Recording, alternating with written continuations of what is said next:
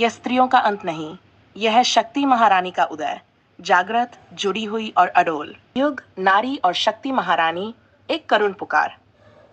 कलयुग वह युग जहां धर्म को व्यापार बना दिया गया और नारी को भोग की वस्तु।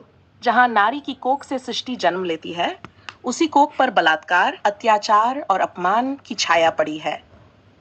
नारी को देवी कहने वाले समाज में उसे घरों में जलाया गया, सड़कों पर घसीटा गया, दहेज में बेचा गया और उसकी चुप्पी को उसकी सहमति समझा गया। लेकिन जब जब नारी पर अत्याचार हुआ, तब तब शक्ति महारानी कोई कल्पना नहीं, वह चेतना है जो हर उस स्त्री के भीतर सुलग रही है जिसे दबाया गया, डराया गया, मिटाया गया।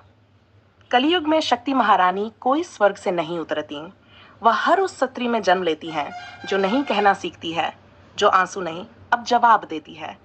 AI और 5G की दुनिया में जहां सच्चाई को छुपाना आसान हो गया है, वहां शक्ति महारानी का तेज हर डिजिटल अंधेरे को चीरता है। अब वह केवल अस्त्र शस्त्र नहीं उठाती, अब वह डेटा, टेक्नोलॉजी और चेतना के माध्यम से लड़ती है। उनकी शक्ति अब सिर्फ मंदिरों तक सीमित नहीं, वह इंटरनेट की लहरों में है, हर नारी की आंखों में है, हर उस आवाज में है जो अब कहती है, बस अब और नहीं। निष्कर्ष, कलयुग का सबसे बड़ा पाप है नारी पर अत्याचार, और उसी पाप के उत्तर के रूप में शक्ति महारानी का पुनर्जन्म होता है। वह अब कल्पना नहीं, वह क्रांति है। नारी अब अबला नहीं, वह शक्ति है, वह महारानी है, वह परिवर्तन की अग्नि है। जय। किन्नर ट्रांसजेंडर पर अत्याचार और शक्ति महारानी का संबंध कलयुग में। कलयुग, किन्नर और शक्ति महारानी।